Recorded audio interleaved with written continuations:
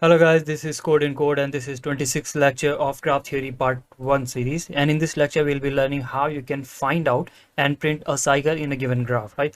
We'll be learning the algorithm, how you can do that, we'll be implementing that as well, and also at the end of the video at the end of the lecture I'll be also giving you a practice problem so that you can go ahead and implement it and see that you are able to understand whatever you have learned. Okay, so let's get started. So the problem statement says you are given a graph, undirected graph, and you with n nodes and m edges, you have to find and print a cycle if there exists to it. Okay, so we don't have to find all different cycles that are possible. That is a different question. In this question, we are only going to find one cycle and print it. So any of these three could have been possible and valid solution. 1241 1241 is a valid cycle. Same goes for 2432 and so on. So these are all valid answer. Okay, so what are the prerequisites for this lecture? Again, let me make it very clear. In this lecture we'll be finding only one cycle, not all of them. And of course, prerequisite, how recursion works, because we are going to use DFS, so you should have the knowledge of DFS and how recursion works. If you have knowledge of DFS, most likely you already know how recursion works. So these are the prerequisites of the problem. Now this parent, for example, suppose node X makes a DFS call to node Y. For example, if you are on node 1, you would make DFS call to node 5 and node 4. So for node 5 and node 4, 1 will be their parent. Okay, and suppose from main function you made a DFS call to node 1. So not any other node has made DFS call to node 1. Instead, you have made DFS call on node 1 from main function. So you can pass any invalid number like -1. Okay. So now you know what is parent. Let's continue and let me tell you how this overall algorithm will work. So I'll explain how this algorithm works with an example so it's easy to follow for everyone. So let's go ahead. But before that, for all those who want to become a software developer or have just become the software developer, Unacademy brings you a platform where you can get access to weekly shows which you can watch live. Some of the shows that are going live soon on Unacademy are hiring updates in startups and major tech companies, eligibility criteria for them and how to apply, how to approach code chef, and pre-placement talks where HR from top companies come and talk about their hiring process, top 20 questions which are asked in interview and how to solve them. Okay, accelerating development by using real projects, life journey of fellow coders working in FANG companies, and many more shows like that. You'll also have an option to interact with industry leaders on the platform and get a chance to take part in online mock interviews to sharpen your skills and get real-time feedback. You get all of this and much more for a nominal fees of $999 for the entire year. And with my code, you can get the same for $899. If you think about how to get in big tech brands without a branded college tag, Unacademy have brought this show where Love will talk about top interview questions usually asked for brands like Facebook, Apple, Netflix, Amazon, and LinkedIn, and how to solve them and respond in a way that will help you in cracking the job interviews. All of the relevant links and my code you can find in the description of this video. Now let's head back to our lecture.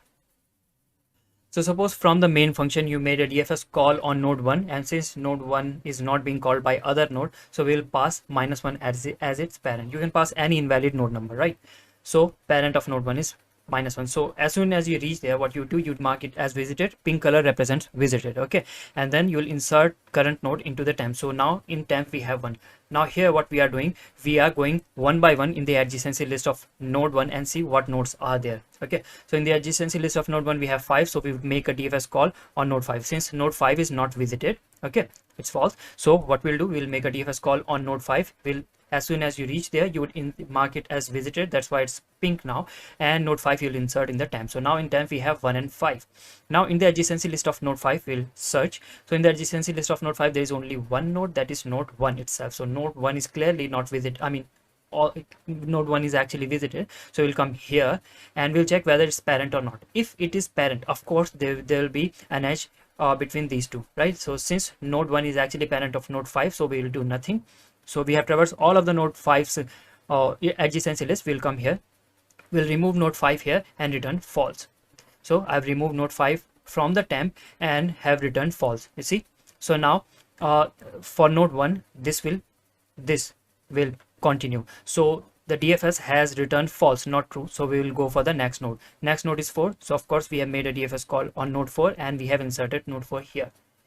node 4, in the adjacency list of node 4 we have 3, so suppose we went to 3. In the adjacency list of 3, suppose we have 2, which is there. I mean, so we made a DFS call to node 2. Again, whatever we are making DFS call, they are getting added into the temp, right, because of this line. Now in node 2, you see there are two nodes which are directly connected, so it will go for node 3. In the adjacency list of node 2, currently we are at node 2, we have 3, right? So it will check whether it is visited. Of course it is already visited, so we will come here. So is parent equal to the current node? Clearly node 3 is parent of 2, right? So we'll do nothing. We'll go we'll again take the next node, which is node 4. So you see node 4 is visited, and also node 4 is not parent of node 2. That means this condition tells you the existence of cycle. So see, if certain node is connected to other node which is already visited and that is not its parent. For example, for node 2 is connected to a already visited node which is node 4, and node 4 is clearly not its parent. In that case, what will happen? This represents presence of a cycle. That is what we have found here on node 2, right? As soon as you found it, what you will do, you will insert node 4 again in the temp variable, right, and return true, that yep, I have found a cycle. So node 2 will return true. So now we are at node 3 and we will continue here. So we'll continue here. So DFS has returned true, right? So what it will do, node 3 will also return true. Node 3 will return true to node 4. Again, we'll continue here for node 4. This DFS call for node 4 has returned true. So clearly it will also return true. Again, we are at node 1. Node 1 has received again true, so it will also return true to the main function. So see here, we have successfully found a cycle. So in the main function we will receive true. That means we have found a cycle, right? So how you print the cycle? Cycle is this: the last node, start printing from the last node till you reach another instance of node 4. So this will represent a cycle. For example, 4 3 2 4. So 4 3 2 4, this represents a cycle. So this is how you find out and print the cycle in the what we say, graph, okay, undirected graph. Now to print it, you can again start from the last node and keep printing till you reach a node which is equal to the last node. As simple as that, right? So you can print it. Now finally, a problem where you can implement the algorithm that you have just learned is this. I'll be providing the link of this problem in the description of the video. The problem is from CSCS called round trip. Okay, this is exactly asking the thing that we have just learned. Given a graph, you have to find whether there exists a cycle or not. If it doesn't exist, print impossible. Otherwise, print find any one cycle and print the length of it and the cycle itself. Okay, so I'll be providing the link for this problem in the description of the video, so you can solve the problem and see whether you have learned this technique or not. Okay, so yeah, this was all for this lecture. Thank you guys for watching, and till the next video drops, keep coding. Thank you.